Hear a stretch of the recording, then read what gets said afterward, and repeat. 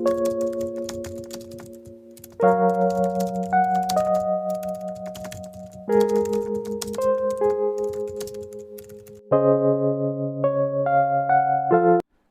हिंद बच्चों। आज मैं लेके आया हूं आप लोगों के लिए क्लास 9 का आईसीएसई बोर्ड का क्लास 9 का मैथ, और जो बुक है मैथ ऑथर है वो एमएल अग्रवाल का है। मैं आप लोगों को बुक दिखा देता हूं। ये वो बुक जिसका सीरीज मैं करने जा रहा हूं, क्लास 9 का जो सीरीज में चालू करने जा रहा हूं वो है, पहला चैप्टर है आप लोगों का क्लास 9 का आईसीएसई बोर्ड है, ऑथर है एमएल अग्रवाल, और रैशनल नंबर और इरेशनल नंबर। तो मैं रैशनल नंबर और इरेशनल नंबर मैं पिछले कोई भी मैं बताया हूं आप लोगों को। तो जो जो मैं बताया हूं, जो रैशनल और इरेशनल नंबर के तहत जितना भी थ्योरीज है, मैं उसका वीडियो का डिस्क्रिप्शन में मैं लिंक डाल दूंगा, आप लोग जाके देख लेंगे। मैं बताया हूँ properties of fraction number, properties of rational number, ठीक है, नंबर सिस्टम किसे कहते हैं, तो जितने भी सारे हैं आप उसे एक बार देख लेंगे। मैं बस फिर से एक बार बेसिक चीजें मैं आप लोगों को बता देता हूँ। जैसे कि रैशनल नंबर है, रैशनल नंबर हम किसे कहेंगे? रैशनल नंबर कौन सा फॉर्म में होना चाहिए? P बाय Q का फॉर्म में होना चाहिए, P बाय Q का आकार में होना चाहिए। और जो P है और Q है, P और Q क्या होना चाहिए? इंटीजर्स नंबर में होना चाहिए। ये दोनों क्या होगा? इंटीजर्स नंबर का एलिमेंट्स होना चाहिए, ठीक है। और Q does not equal to 0। तो ये है फॉर्मूला आपका रैशनल नंबर का। इसी तरह का हर नंबर को हम कहेंगे रैशनल नंबर। इरेशनल नंबर क्या कहेंगे? इरेशनल नंबर होता है रैशनल नंबर का ऑपोजिट। और दोनों रैशनल नंबर और इरेशनल नंबर दोनों को मिला देने से कौन सा नंबर होता है? आपका रियल नंबर, ठीक है। तो ये हो गया आपका रैशनल नंबर। और मैं थोड़ा से आप लोगों को प्रॉपर्टीज ऑफ रियल नंबर के बारे में बता देता हूं। रियल नंबर का प्रॉपर्टीज क्या होता है? क्लोजर लॉ में हम देखेंगे। क्लोजर लॉ में हम देखते हैं तो क्या होता है कि कोई भी क्लोजर लॉ का फॉर्मूला क्या है? क्लोजर लॉ का मतलब क्या है? वो कहता है कि कोई भी नंबर जो फॉर्म में है और उसी नंबर को हम प्लस या माइनस या मल्टीप्लाई या डिवीजन करने से उसका जो वैल्यू निकलेगा वही नंबर का तहत निकलना चाहिए, है कि नहीं। जैसे कि मैंने लिखा real number plus real number is equal to real number, ठीक है। ये एक रियल नंबर है, ये एक रियल नंबर है, दोनों का अगर हम प्लस करते हैं तो कौन सा नंबर होना चाहिए? Real number. तो ये क्लोजर लॉ का फॉर्मूला है।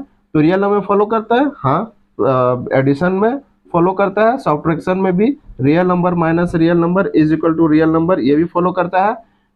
मल्टीप्लीकेशन, ठीक है, मल्टीप्लीकेशन में क्या होगा? Real number into real number is equal to real number, ये इसमें भी क्लोजर लॉ फॉलो करता है।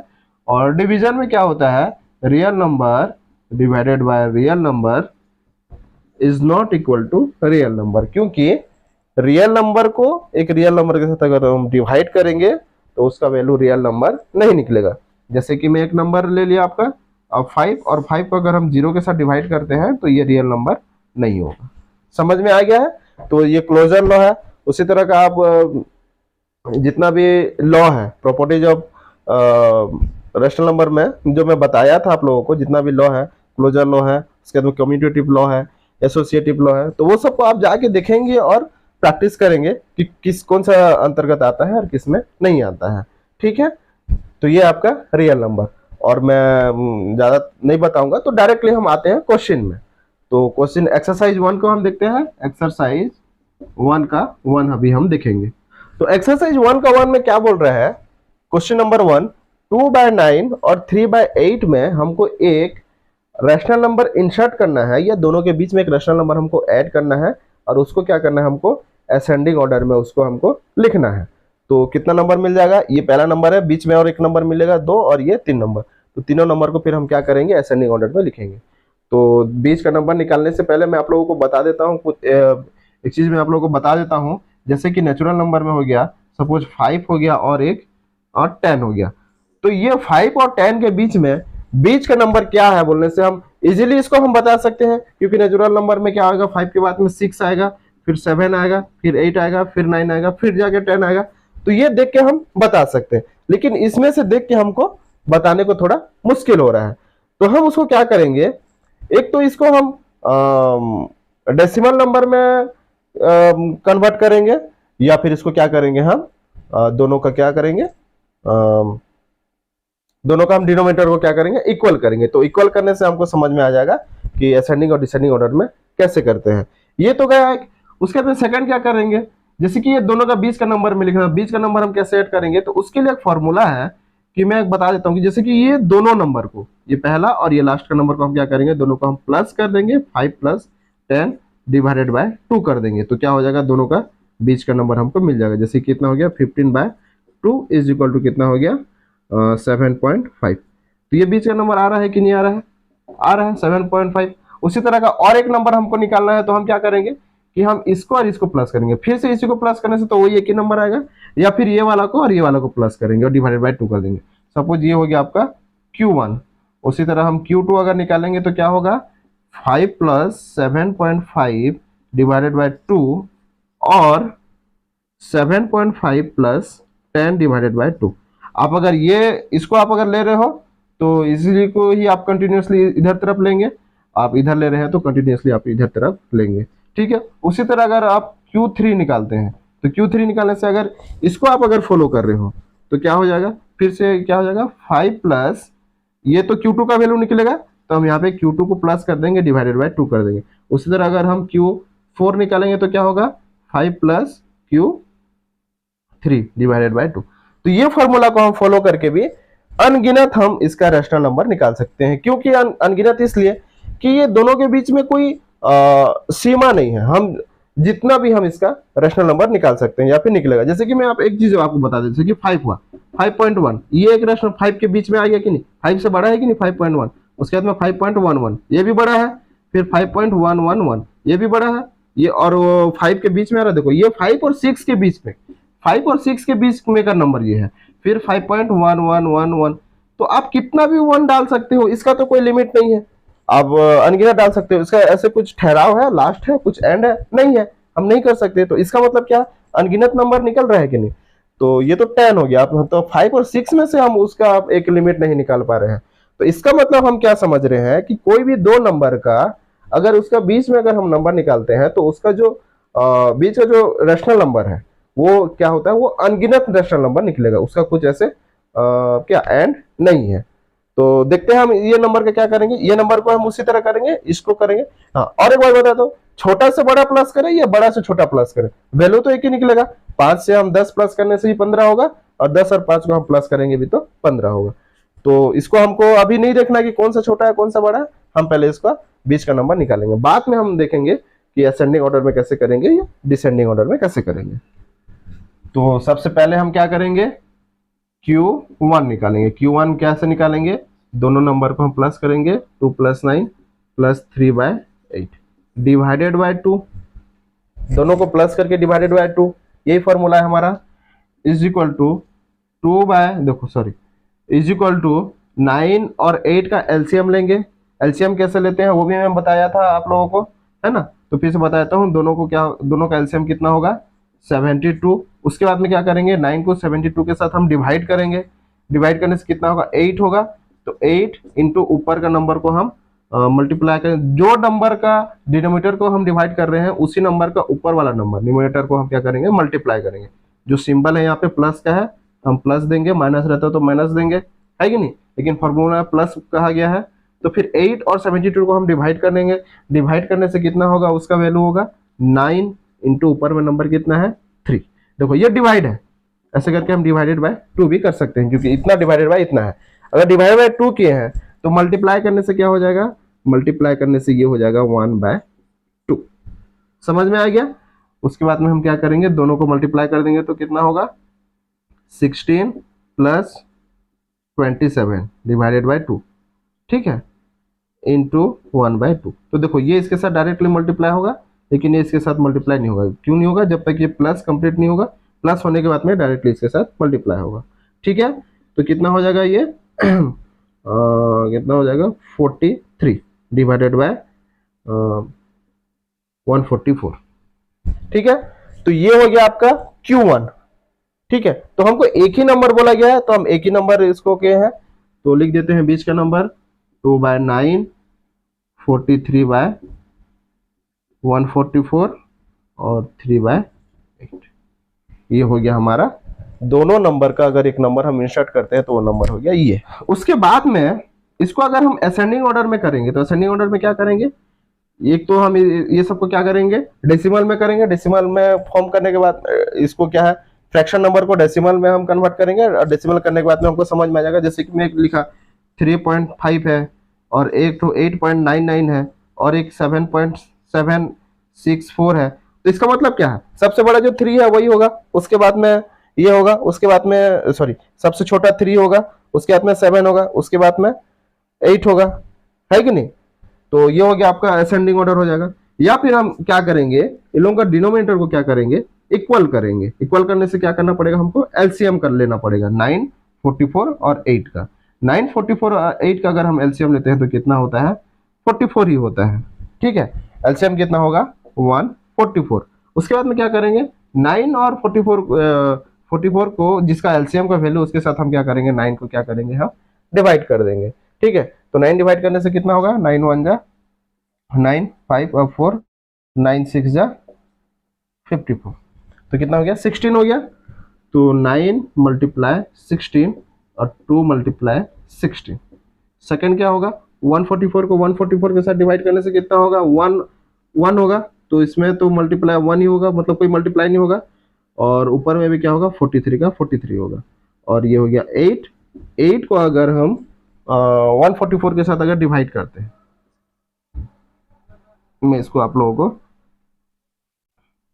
8 को अगर 144 के साथ डिवाइड करने से कितना होगा, 8 1 जा 8 और आया 6 और 4 और 8 8 जा 64, तो कितना हो गया 18।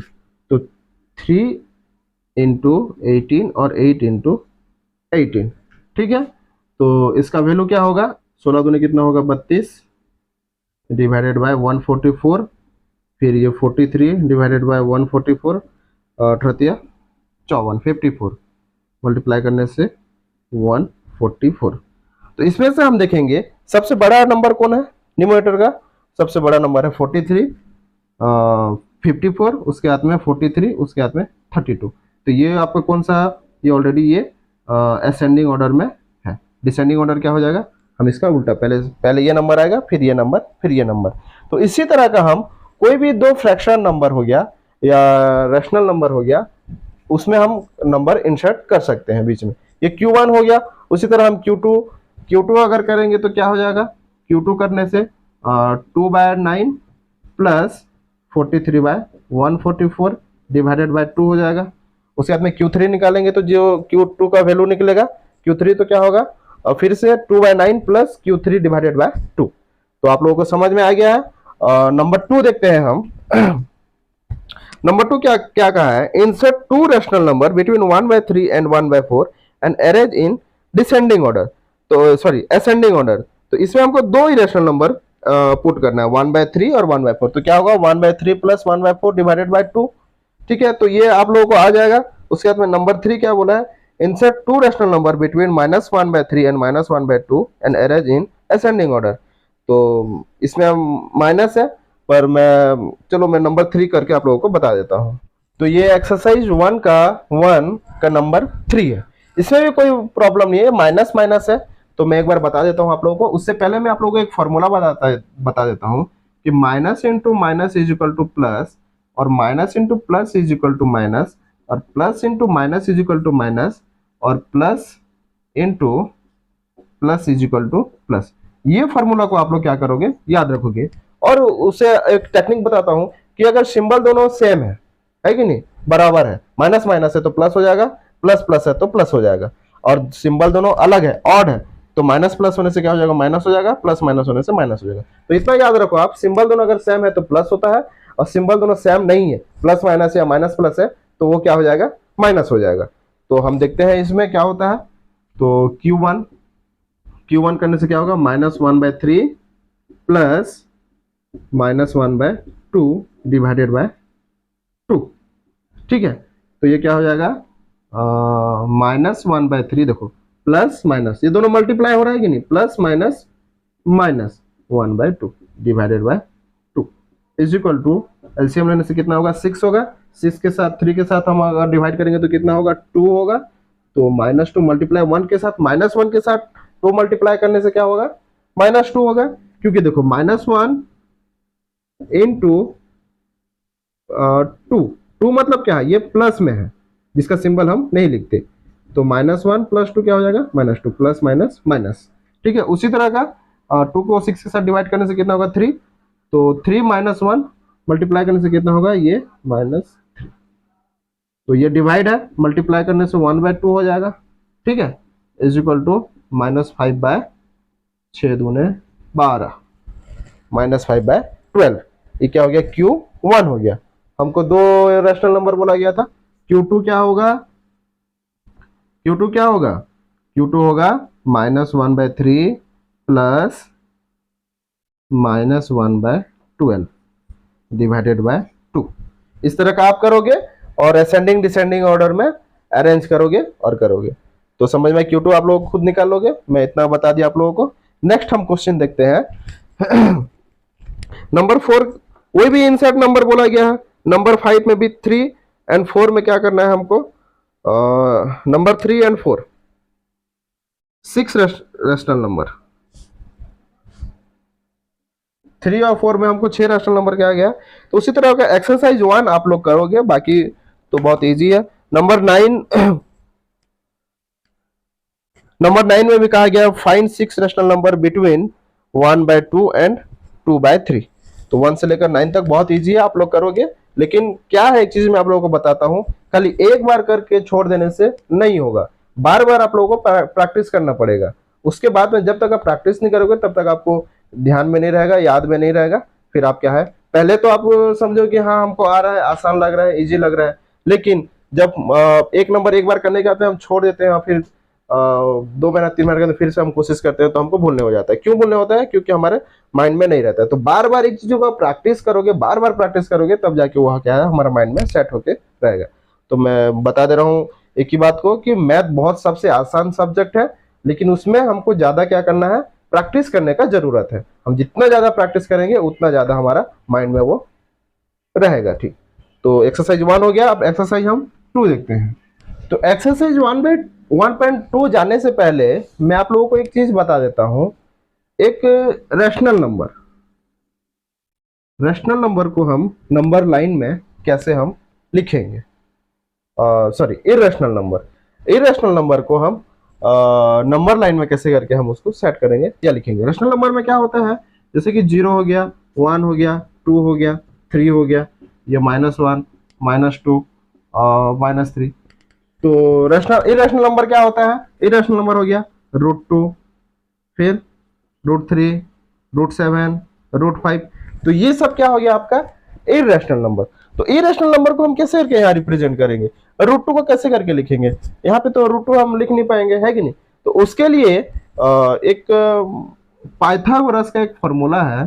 पाइथागोरस का फॉर्मूला क्या है कि ये ट्रायंगल है, रेक्टेंगल ट्रायंगल है ना। ये ABC, इसका हम नाम दे देते हैं। तो ज्योमेट्री में हम इसको आप लोग पढ़े होंगे, अगर नहीं भी तो मैं बता दूंगा बाद में। तो इसे हम जो कहते हैं, ये इसको हम कहते हैं हाइपोटेनस। क्या कहते हैं हम, हाइपोटेनस। और ये क्या कहते हैं इसको, परपेंडिकुलर। इसे हम कहते हैं बेस। ठीक है, तो ये फॉर्मूला क्या है हमारा कि हाइपोटेनस का स्क्वायर, हम ये फॉर्मूला क्या हो जाएगा, हाइपोटेनस को शॉर्ट में हम H बोल के लिखते हैं, परपेंडिकुलर को P बोल के लिखते हैं, स्मॉल p, और इसको हम बेस बोल के लिखते हैं। तो हाइपोटेनस का स्क्वायर इज इक्वल टू दोनों का क्या है, सम ऑफ स्क्वायर। तो P का स्क्वायर प्लस B का स्क्वायर, ये है फॉर्मूला पाइथागोरस का। पाइथागोरस थ्योरम बोलते हैं इसको, कि हाइपोटेनस का square is equal to P square plus B square. P मतलब क्या है, परपेंडिकुलर, जो हाइट है, परपेंडिकुलर मतलब क्या, 90 डिग्री, है कि नहीं। और ये जो रेक्टेंगल ट्रायंगल है, रेक्टेंगल ट्रायंगल का क्या होता है, ये 90 डिग्री होता है। बेस है ये, मतलब हिंदी में क्या कहेंगे इसको, भूमि कहते हैं, जो जमीन में रहता है। और ये हाइट है, और ये आप कर्ण बोलते हैं इसको हिंदी में। ठीक है, तो फॉर्मूला क्या, S square is equal to P square plus B square. तो देखो मैं परपेंडिकुलर, देखो हाइट हम नाप सकते हैं, हाइट कितना है, सपोज हम हाइट, कोई भी चीज का हाइट अपने हिसाब से हम मैनेज कर सकते हैं कि नहीं। तो हाइट यहाँ पे 1 ले गए, और बेस को भी हम मैनेज कर सकते हैं, कितना दूर जाएगा, लंबा होगा, है कि नहीं। तो बेस को भी मैं 1 ले गया। ठीक है, तो हाइपोटेनस कितना होगा, तो H कितना होगा, तो H square is equal to P square plus B square, implies that H is equal to square इधर है तो इधर आने से क्या होगा, रूट हो जाएगा, तो P square plus B square का रूट इंप्लाइज दैट पी कितना है हमारा, पी का वैल्यू है 1, तो हम यहाँ पे ले गए 1 प्लस इसका वैल्यू कितना है 1 और बी का वैल्यू क्या है 1, तो 1 का स्क्वायर प्लस 1 का स्क्वायर का रूट ओवर, 1 का स्क्वायर 1 होता है और ये भी 1 होगा रूट ओवर, तो 1 1 2, तो इसका वैल्यू कितना निकला रूट 2, तो हम रूट 2 इसका वैल्यू निकाल सक रहे हैं, है कि नहीं। तो उसी तरह का हम इसको क्या करेंगे, नंबर लाइन में इरेशनल नंबर को हम रिप्रेजेंट करेंगे, कैसे होता है, ठीक है। तो देखो यहाँ पे यहां से लेकर यहां तक कितना है 1 है, 1 cm मान के चलो 1 सेंटीमीटर, और यहां पे हम क्या कर देते हैं परपेंडिकुलर कर देते हैं, स्ट्रेट लाइन हम कर देते हैं, ठीक है। और यहां से भी यहां हम वैल्यू कितना ले लेंगे 1 ले लेंगे, मतलब हाइट कितना ले लेंगे 1 ले लेंगे, ठीक है। तो इसको अगर हम यहां से जोड़ देते हैं, देखो इसका वैल्यू 1 है, इसका भी वैल्यू 1 है, तो इसका वैल्यू कितना होगा रूट 2, तो ये जो हाइट है और मतलब ये जो लेंथ है, ये जो ये लंबाई है, ये कितना है रूट 2 है। तो हम क्या करेंगे, स्केल कंपास राउंडर की मदद से हम क्या करेंगे, यहाँ पे एक रखेंगे, इसको ऐसे करके हम इसको इस तरह का खींच देंगे, तो यहाँ पे आ जाएगा, एक कट करेगा, इसको नाप के हम, है कि नहीं, तो यहाँ पे कट करेगा, तो इसका नाम दे दिया सपोज, इसका नाम दे दिया ए और इसका नाम दे दिया बी, ये पॉइंट है, ये पॉइंट है, यही पॉइंट, पॉइंट का नाम ए है या फिर जीरो है, पॉइंट का नाम जीरो, तो जीरो से लेकर ए तक इसका वैल्यू कितना है, यहाँ से कितना है, ये हो गया रूट, समझ में आ गया। तो ये देखो यहां से लेकर यहां तक इसका वैल्यू क्या है रूट 2 है, ठीक है। तो उसी तरह का अगर हम रूट 3 निकालना चाहते हैं, तो रूट 3 को हमको कैलकुलेशन करना पड़ेगा कि कौन कौन सा नंबर लेके उसका क्या कैलकुलेशन करने से, कौन कौन सा नंबर को लेने से उसका वैल्यू रूट 3 होगा। तो रूट 3 कैसे होगा, रूट 2 का स्क्वायर प्लस 1 का स्क्वायर, तो रूट 2 का स्क्वायर 2 प्लस 1 का स्क्वायर 1, इसको रूट ओवर कर देते हैं और इसको भी रूट ओवर कर देंगे, तो 3 का मतलब रूट 3 हो गया। तो रूट 2 का स्क्वायर, रूट 2 के कहाँ पे हमारा, ये है रूट 2, यहाँ से लेकर यहाँ तक रूट 2 है। अगर इसको हम स्ट्रेट खींच देते हैं, सॉरी स्ट्रेट नहीं हुआ, यहाँ से स्ट्रेट हम खींच देते हैं, ये 90 डिग्री हो गया, तो यहाँ से लेकर यहाँ तक हो गया सपोज 1 और इसका वैल्यू है रूट 2, हम तो फिर इसको हम स्ट्रेट ऐसे खींच देंगे, तो इसका वैल्यू कितना निकला जाएगा, इसका वैल्यू निकलेगा रूट 3। तो ये जो लंबाई है हम फिर से इसको स्केल में ऐसे करके यहाँ से खींच देंगे, तो ये यहाँ पे सपोज क्रॉस करेगा, तो यहाँ से इसका नंबर दे दिए आप सी, तो 0 से लेकर सी तक इसका वैल्यू क्या हो जाएगा रूट 3। तो इसी तरह हम क्या करेंगे, रूट 2 या फिर रूट 3 या फिर रूट 5 रूट 7, जो भी है आपको पहले कैलकुलेशन करना पड़ेगा, कौन कौन सा नंबर को लेके रूट 3 बन रहा है, कौन कौन सा नंबर लेके रूट 5 बन रहा है, रूट 7 बन रहा है, और इसी तरह का आप कैलकुलेशन करके क्या करोगे, नंबर लाइन में आप इसको रिप्रेजेंट करोगे। समझ में आ गया। अभी हम देखते हैं दूसरा, तो अभी देखेंगे एक्सरसाइज 1.2 का root 2 is an irrational number, इसको हमको क्या करना है, प्रूफ करना है। तो हमको पता है इरेशनल नंबर हम किसे कहते हैं, रूट 2 को कहते हैं, रूट 3 को कहते हैं, रूट 5 को कहते हैं, रूट 7 हो गया, रूट 8 हो गया, रूट 10 हो गया, ये सब क्या है इरेशनल नंबर है। तो इसको हम प्रूफ करके देखते हैं ये इरेशनल नंबर क्यों है। तो हम क्या करेंगे, जैसे कि कोई एक चीज को प्रूफ करने के लिए, ठीक है, जैसे कि ये क्या है मार्कर है, तो ये क्या है बोल के हम इसको प्रूव करेंगे। तो कैसे प्रूव करेंगे इसको, नहीं मार्कर क्या है, मार्कर के जैसे कि अंदर इंक रहता है, मतलब डिस्क्राइब करेंगे, मार्कर के ऊपर भी डिटेल हम डिस्क्राइब करेंगे, है कि नहीं। उसी तरह का हम रूट 2 के ऊपर में डिस्क्राइब करेंगे वो नंबर है या नहीं है कि नहीं। जैसे एक चौक में लिया, तो चौक, ये चौक है बोल के हम उसको कैसे प्रूफ करेंगे, जैसे कि चौक एक कलर में होता है, हम उसको ब्लैक बोर्ड में लिखते हैं, या तरह तरह का हम क्या एक्सप्लेनेशन देके हम उसको लॉजिक देके हम उसको क्या करते हैं, प्रूफ करते हैं। उसी तरह का देखते हैं हम रूट 2 को कैसे प्रूफ करेंगे। सपोज लेट, हम क्या लेंगे, let root 2 is a rational number, root 2 is a rational number. ठीक है, हम क्या कर रहे हैं, मान लिया जाए कि √2 एक रैशनल नंबर है। ठीक है, तो रैशनल नंबर है तो क्या होगा, कोई भी नंबर, मैं कहा था आप लोगों को कि रैशनल नंबर से क्या होता है, वो पी और क्यू के फॉर्म में रहता है। तो इसका मतलब क्या है, let √2 is a rational number, therefore √2 is equal to P by Q का फॉर्म में होगा, है कि नहीं। और पी और क्यू क्या होगा, हियर पी एंड क्यू क्या होगा, जेड का एलिमेंट होगा, and Q does not equal to zero. Q क्या होगा, does not equal to zero. और P and Q have no common factor. दोनों के बीच में क्या है, कोई कॉमन फैक्टर नहीं है, एक्सेप्ट एक्सेप्ट 1। क्या होता है, जैसे कि मैं एक नंबर लिखा 4/8, ठीक है, तो ये नंबर लिखने से क्या होता है, देखो ये दोनों के, ये तो क्या रैशनल नंबर है, लेकिन ये रैशनल नंबर का जो सबसे छोटा फॉर्म होता है। जैसे कि हम इसको काटेंगे, है कि नहीं, तो क्या होगा, 4 1 जा 4, 4 2 जा 8, ठीक है कि नहीं। तो पूरा ऐसे पूरा लास्ट फॉर्म, सबसे छोटा अंश जो होता है, उसी को कहते हैं हम रैशनल नंबर। ये भी रैशनल नंबर है, लेकिन हम इसको काटते हैं, पूरा काटते काटते काटते काटते पूरा इतना तक हम काट लेते हैं, जैसे कि दोनों के बीच में और कोई कॉमन फैक्टर नहीं होगा, एक्सेप्ट 1 को छोड़ देने से। उसी तरह का मैं जैसे 3, सपोज 6/9 किया, तो 6/9 करने से क्या होगा, अगर हम इसको 3 में करने से 3 2 जा हो जाएगा और 3 3 जा हो गया। तो देखो इसमें से क्या होता है, कटने के बाद में लास्ट में क्या होता है, दोनों के बीच में और कुछ कॉमन फैक्टर नहीं बचता, उसको कहते हैं हम क्या, रैशनल नंबर, क्योंकि हम उसको एकदम छोटा अंश कर देते हैं उसका। समझ में आ गया।